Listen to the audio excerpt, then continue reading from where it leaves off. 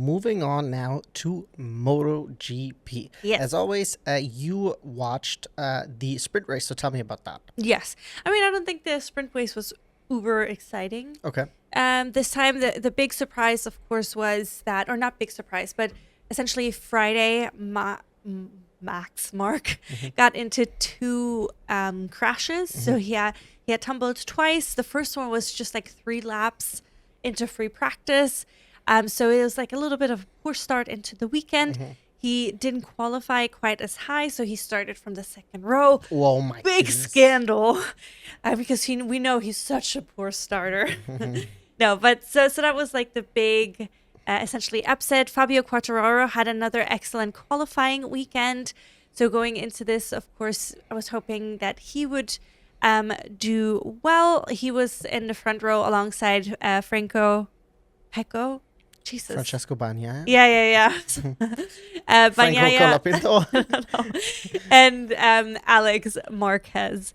But then pretty shortly into the race, I mean, Mark had an excellent start. He started leading the race. There was some battling, of course, going on between him and Alex and Pecco. But then also joining the fight was Marco Bezzecchi. Hey. So that was really interesting. He's been doing really much better now over the last couple of races. He doesn't have the best qualifying pace necessarily. This time he was on the second row, which was significantly better already. So he was up there, and to my heart's ache was just Pecco. It was just so sad because he was fighting in the front, and then slowly but surely What was his starting being position? passed. He was second in the starting position. And then it was just like slowly he was being passed by Mark and Alex and then Marco and then DG. And he was just falling back the ranks. And I was just like, oh, it's so devastating. And then also at the end, because he was not in Park Ferrum, because he wasn't interviewed, of course, there was a camera on him sitting in his chair in his garage. And he was just like, again, yeah. Oh, and it's just shrugging, like for shrugging. The people listening. Yes, sorry. And it's just like, it just breaks my heart. And it's like, it seems like something just doesn't click with him and the bike this season. And it's just so, I'm sure it's incredibly frustrating when your teammate is just dominating right now. So it's just very, very heartbreaking to see that. However, having Marco on the podium was just so fun, so exciting to see. Unfortunately, Fabio Quartararo and Raul Fernandez didn't finish the race. And unfortunately, Joan Mir got caught up in the sauce and he didn't even finish the first lap, which was such a bummer because he's been doing much better over the last couple of races, but this one wasn't to his fault. So it was a decent sprint race, probably not the best one I've seen so far, but then we can now go into the main race on Sunday. Okay. So then we had Fabio Quartararo, Pecco Bagnaia, and Alex Marquez in the front row, followed by Marc Marquez, Marco Bezzecchi, and Frankie Morbidelli. And then, honestly, just what a horrendous start by Quartararo. Yeah. Really, really terrible. He immediately dropped down to P5. Yeah.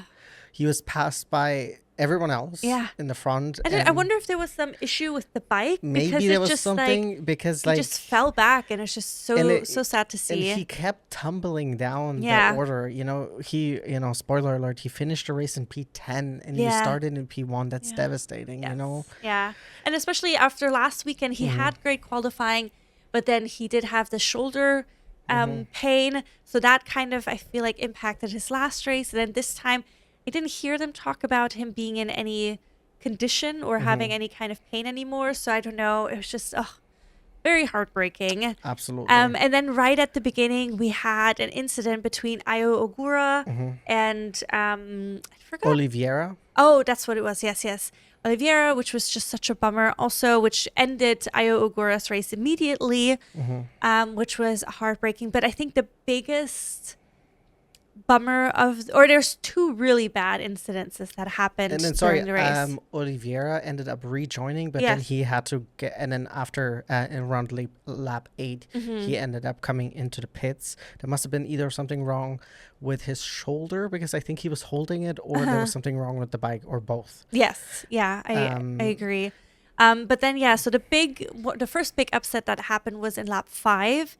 There was some really beautiful battling happening. So we had Mark at that point was already in the... Well, Pecco was leading the pack at the beginning for several laps, which was really nice to see. And then it was Alex and Mark behind him. And then eventually Mark was passing him. But then Alex and Pedro Acosta on the KTM were having some really fun battling, really close back and forth. There was a moment where Pedro's shoulder was essentially against between Alex's bike.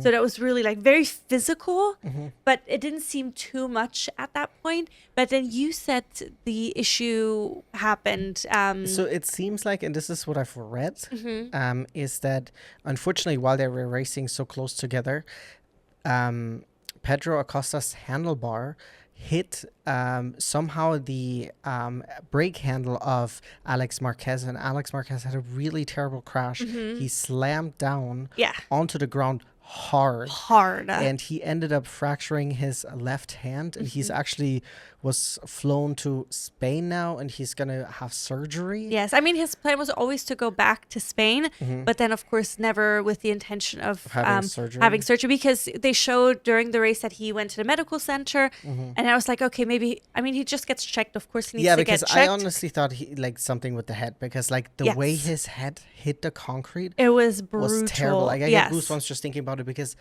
like, I mean, of course they're wearing helmets, but if it wasn't for the helmet, there's no way. But it's also like a matter of the neck, potentially, because there was so much force. And it was this like really visual bounce of the head on the ground. And it was also at high speeds, of course. It was a topside crash. So that means the best type of crash, if you cannot avoid it, right, is a bottom side crash. That means the bike slides out underneath you, and you kind of just slide out with it. And then the worst, which happens a lot. It just usually when you like lose grip or something like that. But the terrible crashes are usually topside. That means that you're flung over the bike, and that's what happened with him. He was flung over and slammed so hard into the ground.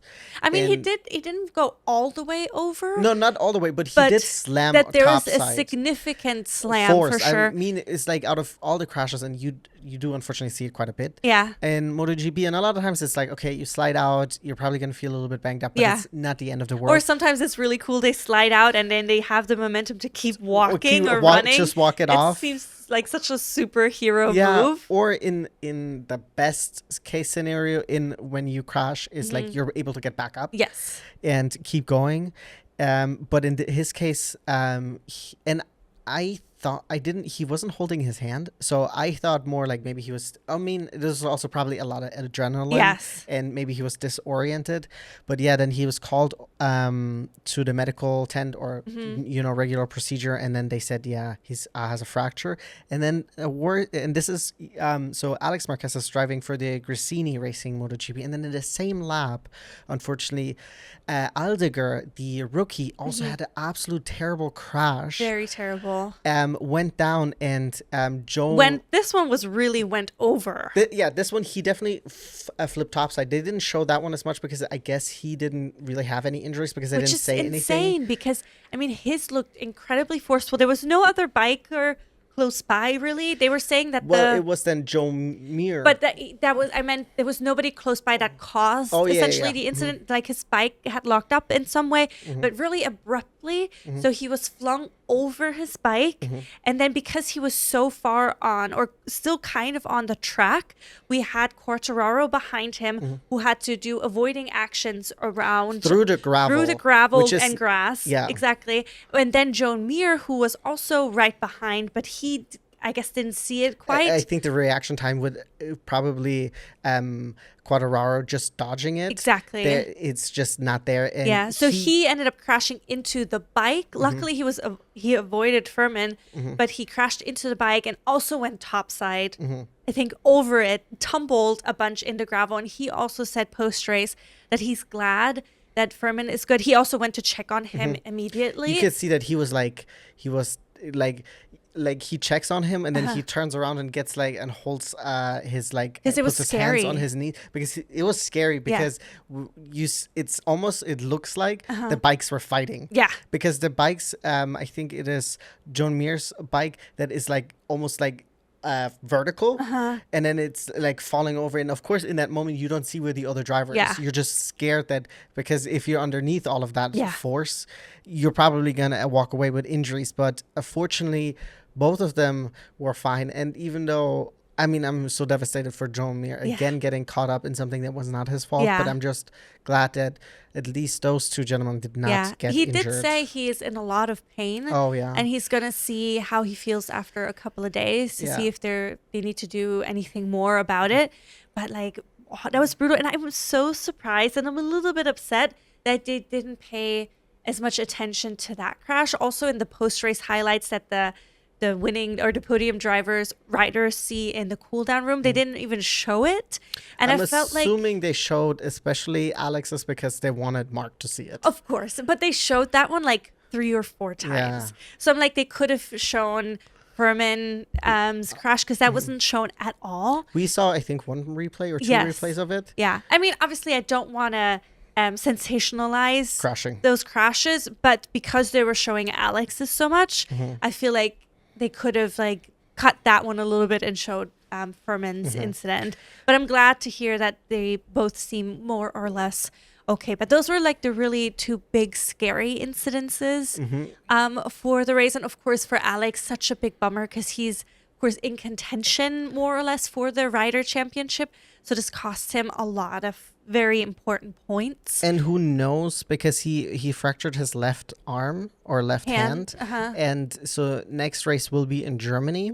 So that will be not next weekend, it will be in 2 weeks. It will be a left-hand circuit. Lots of left-hand turns. So, which is even more hurtful for, of course, if you know, there's a lot more pressure on the left hand. Yes. So very, very devastating. You know, yeah, it's just a tough situation. Really. Yeah. I mean, obviously it takes about 6 weeks for a bone to heal, you know. In theory. Yeah. I don't know if they're able to put some type of splint in or something like that that he is able to. But I mean, race. You need we don't know hands because we don't know if he'll be racing yet. Yeah. They haven't said anything yet. I'm just saying because they need the hands. They need the movement of the hands because it's the index finger. So that's what the dad was kept pointing at. There was the index finger, so that kind of. Like this, he's shooting. I don't know, but it's just it's just such a bummer. And then this all happened in lap 5. Yeah. I know. Yeah, I mean, we did still have a somewhat interesting race moving forward. We did have Pecco and Bagnaia do some really nice battling. He was battling with himself. He is battling with himself, really. But I meant Pedro Acosta and Bagnaia did some really nice battling. There was a good amount of time where Pedro Acosta was also in 3rd, which I was super conflicted about because I was like, oh, I'm really excited because Pedro Acosta's season hasn't been quite the season that he probably wanted to. And I know he's been a little bit upset with the bike or the not existing improvements that have been made for the bike. And then on the other hand, I don't want Pecco to have just such a terrible race because it's also he gives me sometimes a little bit like the Charles Leclerc sad boy vibes, you know. He doesn't have quite the sad eyes, in my opinion. Yes, but it's still there, you know, and it's like it's so palpable, especially if he does like the shrug, and it's just like, oh, it just hurts so much. I just feel bad for him. Yeah, of course. I'm too empathetic for this sometimes. No, you just go through. I already won. Don't worry about it. No, but I mean, and then also it was so fun to see that Marco Bezzecchi was giving Mark quite a run for his money. Like, I think Mark did have to work good.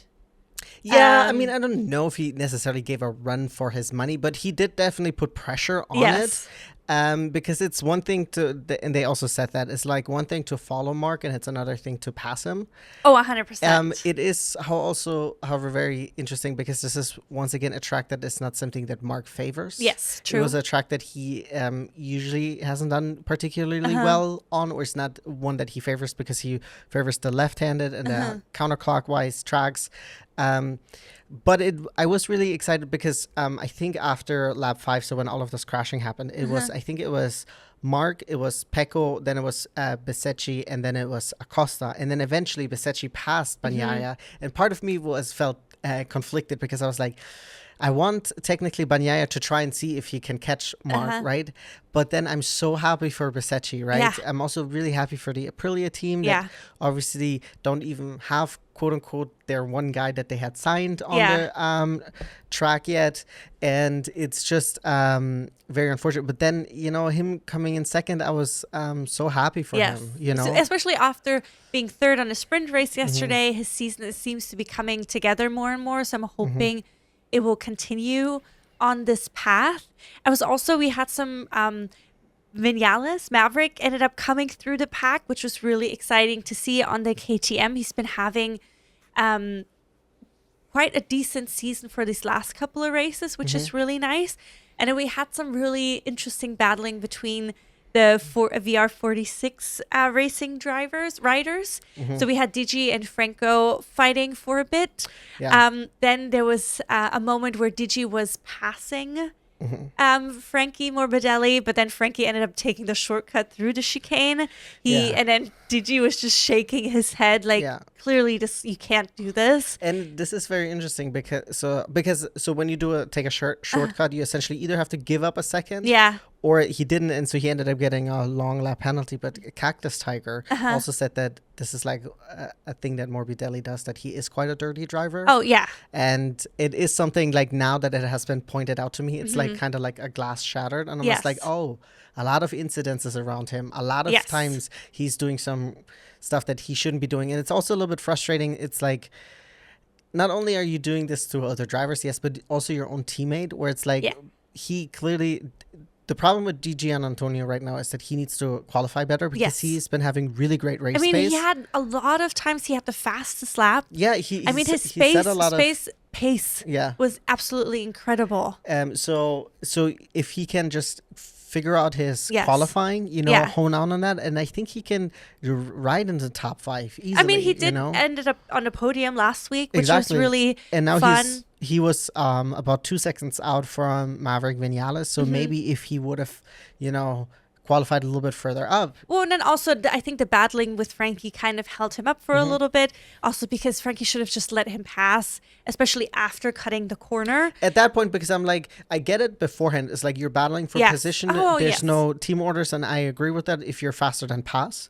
But then you cut the corner, and then essentially now you're wasting his time, because then it took another 3 laps until he was able to make the pass or something like that, or in 2, and this is all just valuable time that you're losing. Right?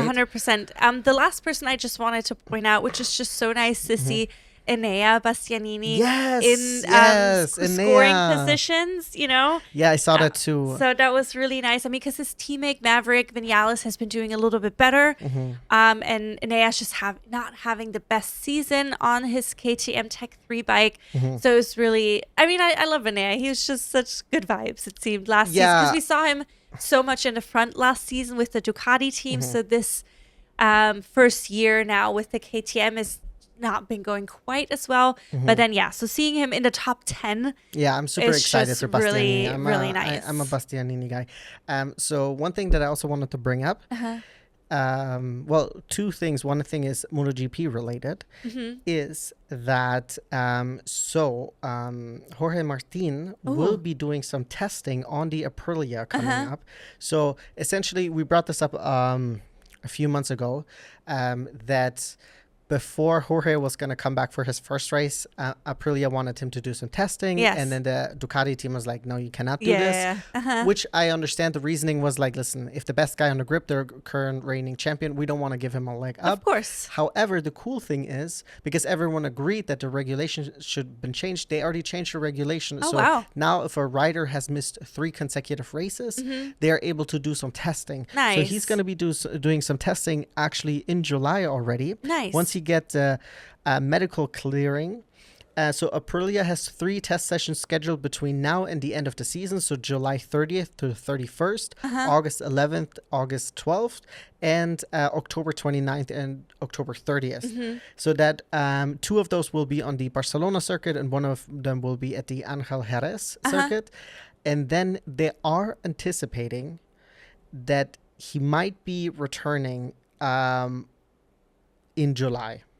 Ooh, to the grid. So either so he will still go. Oh, yeah, either.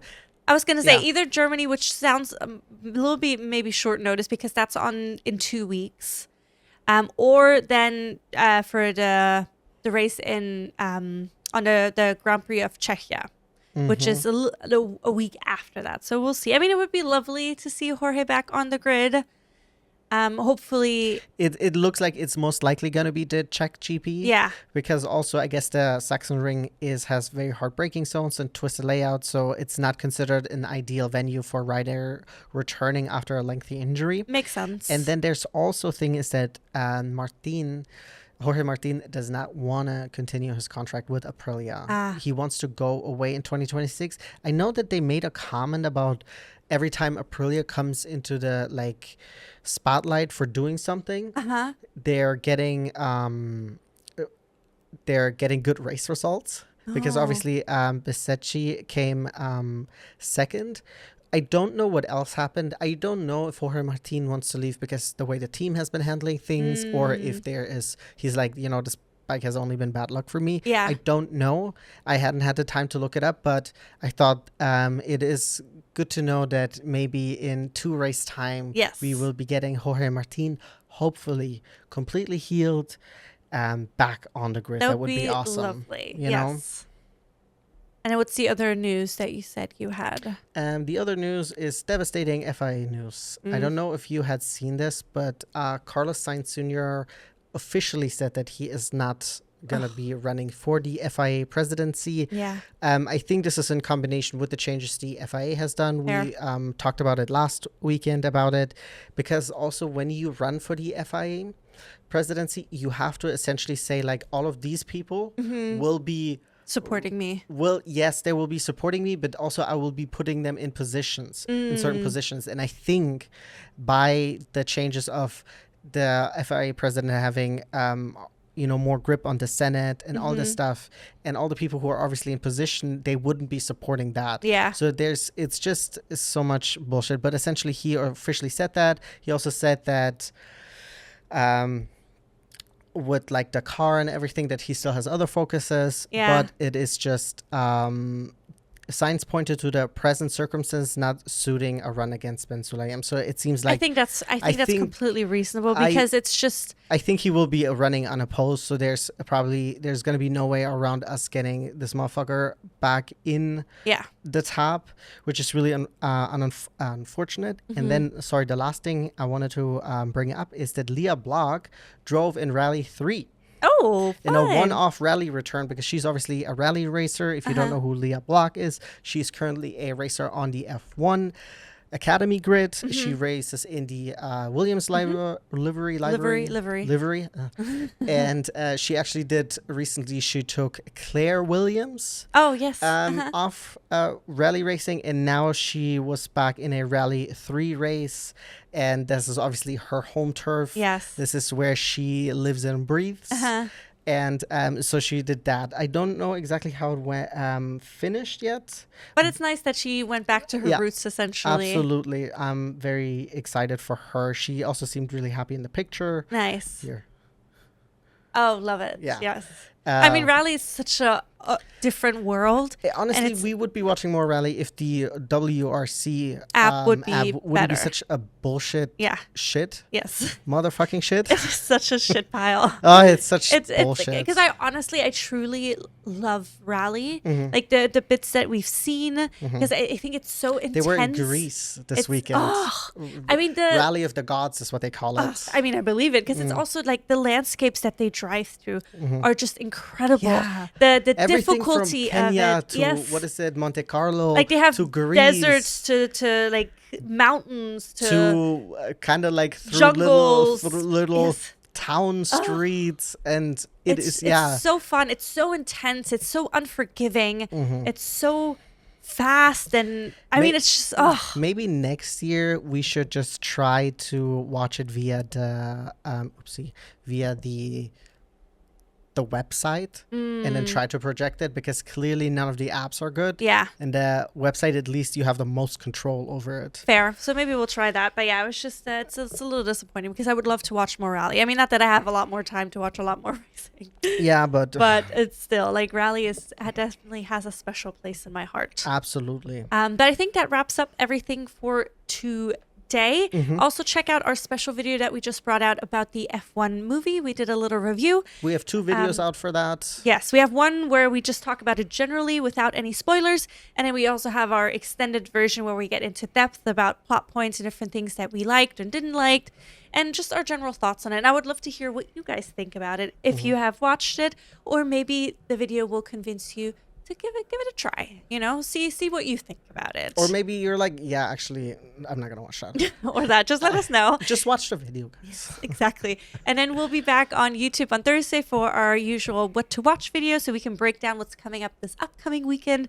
in terms of motorsport. Spoiler alert, F1. Yes. And then we'll be back as per usual with our race recaps starting on Monday. If you're on Spotify, please follow us, give us a 5-star rating, and then if you're on YouTube, like and subscribe. Yeah. Bye-bye. Bye.